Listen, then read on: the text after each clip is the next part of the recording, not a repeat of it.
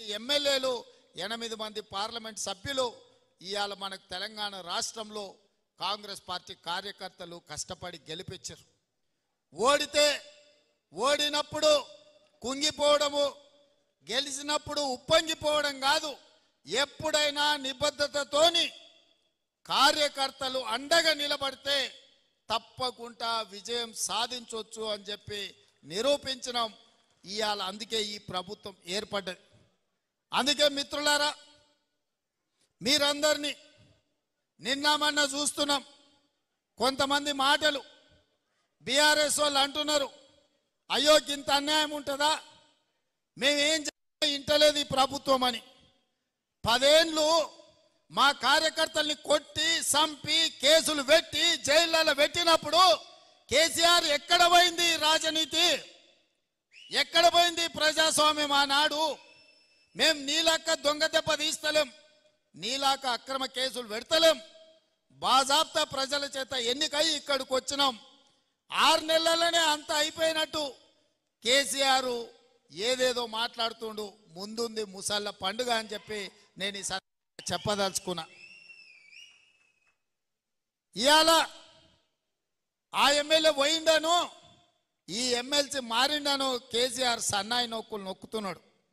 మరి ఇన్నాళ్ళు ఎక్కడ పోయినావు నాయన? మా ఎమ్మెల్యేలను గుంజుకున్నప్పుడు మా కార్యకర్తలు కష్టపడి గెలిపించి అసెంబ్లీకి పంపిస్తే అక్కడి నుంచి అక్కడనే గద్దలాక దండకపోయినప్పుడు ఈ దుఃఖం కనిపించలేదా? ఇవాళ ఎందుకు వచ్చింది? ఎన్నికైనా నెల తిరగక ముందే ఈ ప్రభుత్వాన్ని పడగొడతాం, ఈ ప్రభుత్వం పడిపోద్ది అని చెప్పి బీజేపీ వాళ్ళు బీఆర్ఎస్ వాళ్ళు ఒక్కటై కుమ్ముక్కై మన ప్రభుత్వాన్ని పడగొట్టాలని చూసిరు.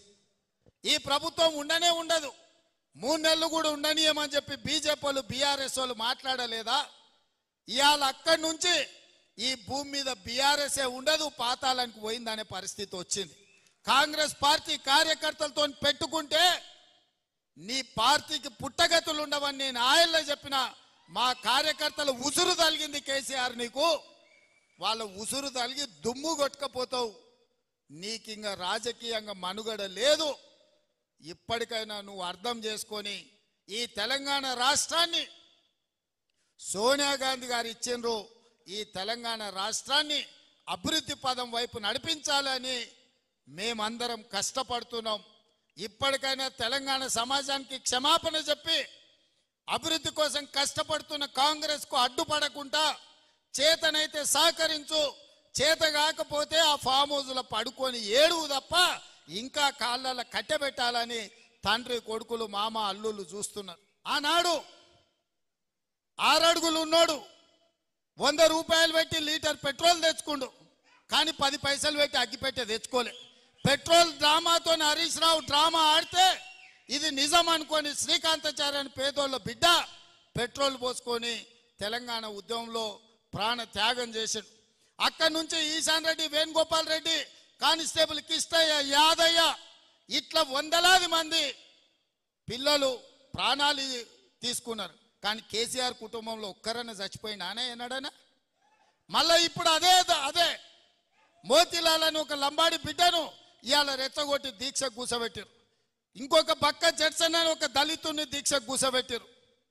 ఇవాళ ఇంకో కోచింగ్ సెంటర్ ఆయన దీక్ష కూర్చున్నాడు. ఎందుకు మోతీలాల్ కూర్చోవాలి, ఎందుకు బక్క జడ్సన్ కూర్చోవాలి? నేను సూటిగా సవాల్ విసురుతున్న హరీష్ రావుకు, కేటీఆర్ కు, సన్నాసులారా మీరు దీక్ష కూర్చోండి, మీరు సావనైన వాయిదా అయిన పడాలి. ధైర్యం ఉందా? రాండి ఉస్మానియా యూనివర్సిటీకి వచ్చి ఆర్ట్స్ కాలేజ్ ముందల బామార్దుల ఆమరణ నిరాహార దీక్ష కూర్చోండి.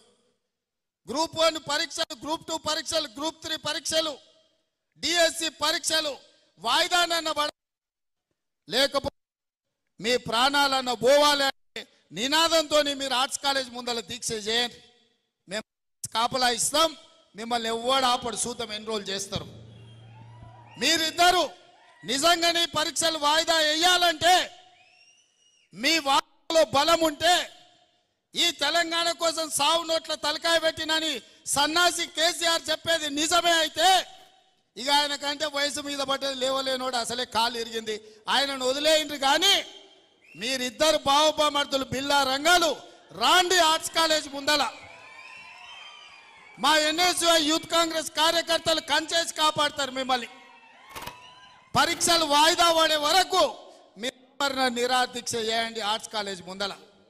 అది మాత్రం చేయరు. పొద్దుటిపూట తింటారు, రాత్రిపూట తాగుతారు. మీరు మాత్రం సంతోషంగా ఉండాలా.